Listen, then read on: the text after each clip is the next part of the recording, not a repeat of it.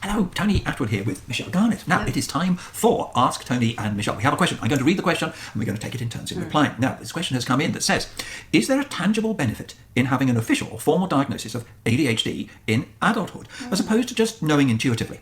Diagnosis is very costly, takes a long time. My partner turns 50 this year and already knows, and our family therapist concurs. Now, Michelle, your thoughts. I'll go first. Thank you. What a great question. And I'd like to, because I know that many people out there will be interested in the answer, not only for ADHD, but also for autism. We're going to actually answer it for both. So the quick answer is no. You don't need a formal diagnostic assessment to know.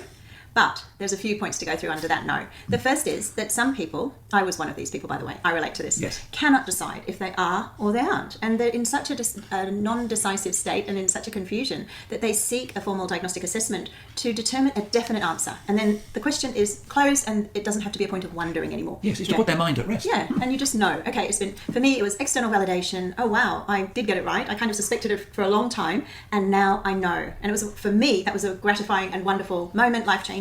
But it's not like that for everyone. So for others, they will be quite happy to decide for themselves, possibly for the person who posed this question, your partner, quite happy, everyone knows that's enough, don't need to go any further.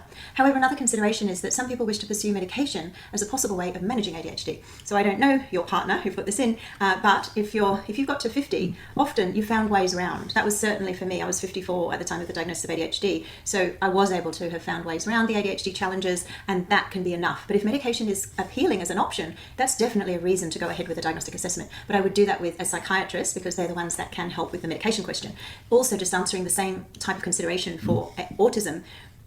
Yes, you can have a self-diagnosis of autism, but if you want funding, it will need to be confirmed by a specialist. Usually in Australia, it's a psychologist, clinical psychologist, psychiatrist, paediatrician for the young ones. So funding, yes, we do need to have that confirmed at the moment, at least, probably going forward as well. Also, that it allows you to look at your past through the lens of ADHD and or autism and make sense of the past. Also to make positive decisions for the future based on strengths, not weaknesses. But it will also affect the relationship in sense of understanding, and this may mean that there is more compassion than criticism.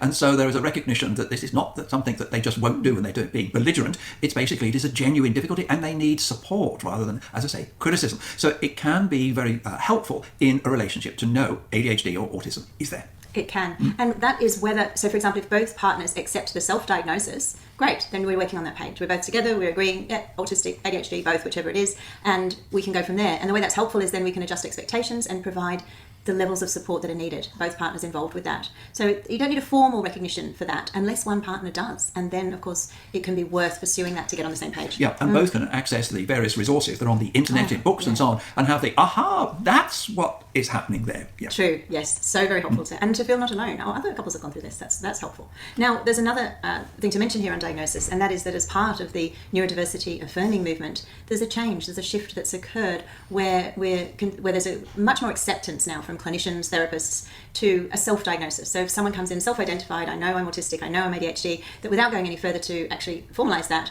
the clinician or therapist will accept that and, okay, that's the page we're on. And that's a real change. And I see that as a real positive change, that can now occur, that it's very affirming for that person who's self-identified. Yeah, it provides self-understanding and to explain aspects of you to other people that is confusing to them. They can have the, aha, that's why you do or don't do that. And it can be helpful all round. Totally. So we hope that's helpful. And